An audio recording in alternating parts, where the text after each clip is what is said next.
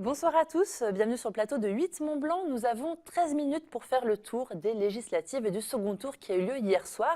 Et pour le faire, je suis avec Pauline Courceau. Bonjour. Bonjour Olivia.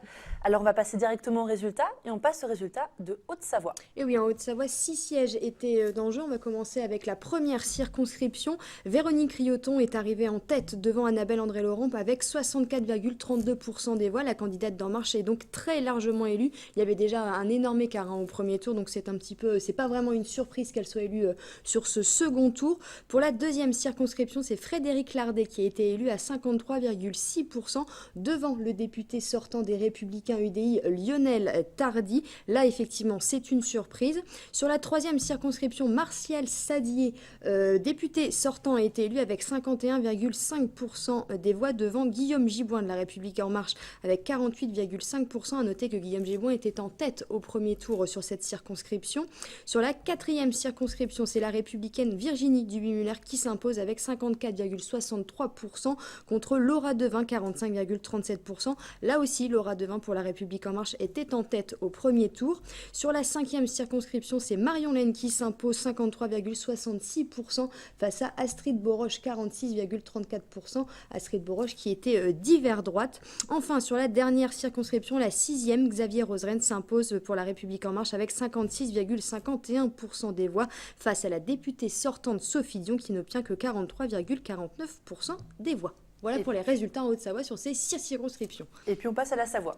On passe à la Savoie, effectivement. Alors là, on commence avec la première circonscription et une très grosse surprise. Stéphanie Degois de La République En Marche s'impose 50,76% face au député sortant des Républicains Dominique Dor qui obtient 49,24% des voix. 580 voix seulement d'écart entre les deux candidats. Une surprise puisqu'on sait que Dominique Dor était très implanté sur sa circonscription. Sur la deuxième circonscription, c'est Vincent Roland pour les Républicains qui s'impose avec 57,17% face à Philippe Troutot qui était pour la majorité présidentielle mais pas investi par La République En Marche. Il obtient 42,83%. Sur la troisième circonscription, c'est Émilie Bonivard qui arrive en tête, 53,77% pour les Républicains face à Philippe Vivier. Émilie Bonivard qui était 11 points derrière Philippe Vivier au premier tour. C'est donc une très belle remontée pour la candidate des Républicains. Enfin, sur la quatrième circonscription, c'est Patrick Mignola qui s'impose 55,71% devant Bernadette Laclé, députée sortante PS, mais qui s'était présentée sans étiquette, mais pour la majorité présidentielle. Voilà pour les 4 députés de Savoie. On connaît donc nos 10 députés en Pays de Savoie. Alors finalement, ce n'est pas le raz-de-marée escompté. Oui, par rapport aux résultats du premier tour, on peut dire qu'effectivement, c'est pas la vague comme on en a beaucoup entendu parler. Il y a 6 candidats, enfin 6 députés maintenant de La République En Marche. On en attendait plutôt 9 au vu des résultats du premier tour, notamment sur la troisième circonscription de Savoie où il y avait, je vous le disais, Émilie Bonivard avait 11 points de retard sur Philippe Vivier. La campagne elle est allée en campagne. La Maurienne a beaucoup voté pour la candidate. On le sait, elle est vice-présidente aussi à la région et elle va quitter ce poste. Mais voilà, elle est allée sur le terrain, ça a marché, 11 points. C'est également le cas pour Virginie Duby-Muller qui, voilà, il y avait un écart très faible. Là, effectivement, on pouvait se douter que potentiellement Virginie Duby-Muller avait ses chances de l'emporter. C'était le cas. Elle s'impose avec 10 points d'avance là sur ce second tour. Et puis, Martial Sadier, pareil. Alors là, Guillaume Giboin avait de l'avance aussi. C'est une déception pour lui. Il est représentant d'En Marche sur la Haute-Savoie au niveau départemental. Donc voilà, Martial Sadier et Virginie Duby-Muller, pardon, 2 députés sortants qui confirment, 2 députés sortants, les Républicains, qui voilà, sont ancrés sur le territoire. On peut dire que là, c'est effectivement ça qui a joué plus que l'étiquette En Marche, comme ça avait pu être le cas peut-être au deuxième tour. C'est un sursaut un petit peu des candidats, enfin des électeurs des Républicains qui se sont dit allez, on va se déplacer cette fois-ci, même si l'abstention a encore été très forte. Et ça n'a pas été le cas pour Lionel Tardy, Non, Haute-Savoie. effectivement, Lionel Tardy, député sortant, il avait un très très gros retard au premier tour. Ça semblait effectivement très compromis. Ça a été le cas. Il perd avec 46% des voix. On l'a entendu hier sur notre plateau. Il était extrêmement déçu, désabusé, même on peut dire le mot. Voilà, il n'a pas réussi, lui, contrairement à aux deux autres députés sortants, à faire basculer de son côté. Il n'a pas gagné, il a perdu beaucoup de voix au niveau d'Annecy. On le sait, la deuxième circonscription, il y a une partie d'Annecy. Les voix sont allées à La République d'En Marche, comme c'était le cas sur la première circonscription. Donc là, voilà, il n'a pas réussi non plus à faire basculer le sort. Et il est pour le coup, c'est un gros coup derrière la tête pour Lionel Tardy, qui était aussi très implanté sur ce territoire. On a aussi Annabelle André-Laurent qui avait pour suppléant Bernard Accoyer. Effectivement, sur la première circonscription, alors là, effectivement, c'est très étonnant. Mais dès le premier tour, ça semblait là aussi très compromis. Il y avait plus de 30 points d'écart, donc voilà, c'était joué. C'est la circonscription de Bernard Accueillet depuis des années.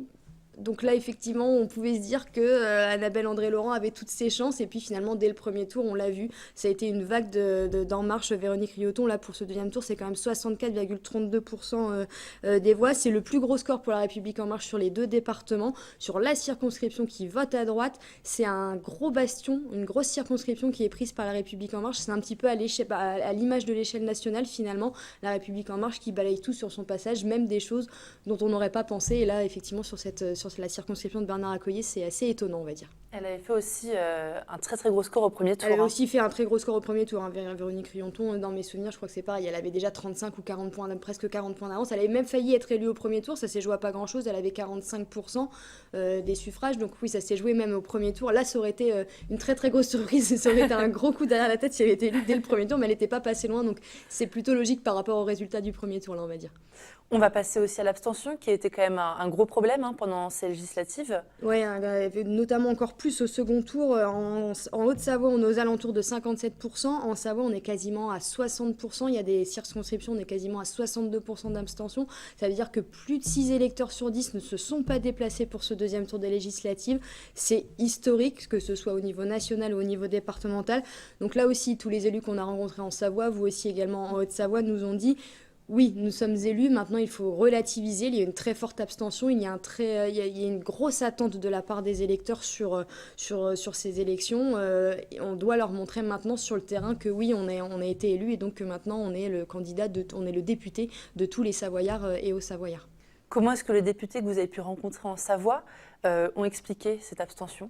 Alors ils l'ont expliqué ils ont du mal à se l'expliquer. Alors il y a la météo, tout le monde en a parlé, voilà. Et puis il y a aussi une forme de lassitude de la part des électeurs. La campagne depuis les présidentielles, il y a eu les primaires aussi. Alors même si les primaires tout le monde ne va pas voter, mais ça fait très longtemps qu'on est dans cette campagne présidentielle puis législative. Tout le monde en a marre d'en entendre parler, donc voilà, c'est aussi ça, et il y a une forme de lassitude.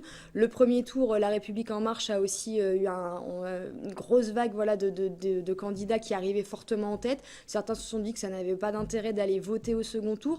En revanche, les électeurs qui sont peut-être allés voter au second tour ne sont pas forcément les mêmes qu'au premier tour. C'est plutôt, on le voit sur les circonscriptions de Haute-Savoie, c'est peut-être plutôt des gens de droite qui sont allés voter en disant attention, il faut peut-être qu'on aille voter pour pas qu'Emmanuel Macron n'ait que des députés de La République En Marche, pour qu'il y ait que ce soit plus éclectique sur les 2 départements. Donc ceci explique cela.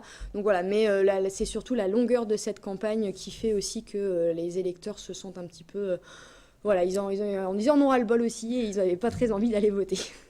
Et justement, de nouveaux députés, on a la jeune Tiffany Dejoie, qui est la plus jeune candidate de La République En Marche. Oui, 24 ans et 5 mois précisément, qui a été élue sur la première circonscription de Savoie, le fief de Dominique d'Or. Là, c'est une énorme surprise. Même hier soir, elle est arrivée en tête au premier tour, mais même hier soir, elle nous a dit qu'elle était surprise. Alors, ça a été très serré, le stress, c'est 580 voix d'écart, donc ça a stressé jusqu'au bout. Mais voilà, là aussi, c'est le reflet du niveau national, c'est-à-dire des prises de certaines circonscriptions qui sont ancrées à droite. Dominique d'Or, ça fait plusieurs mandatures qu'il est élu député. Il avait même été élu au premier tour une fois. Donc voilà, là, on n'a pas entendu Dominique d'Or, on n'a pas eu de réaction de sa part, on l'a pas vu hier en préfecture, mais là, voilà, c'est aussi une grosse déception pour lui, qui est quand même ancré. Alors, à Aix-les-Bains, il est arrivé en tête sur sa ville.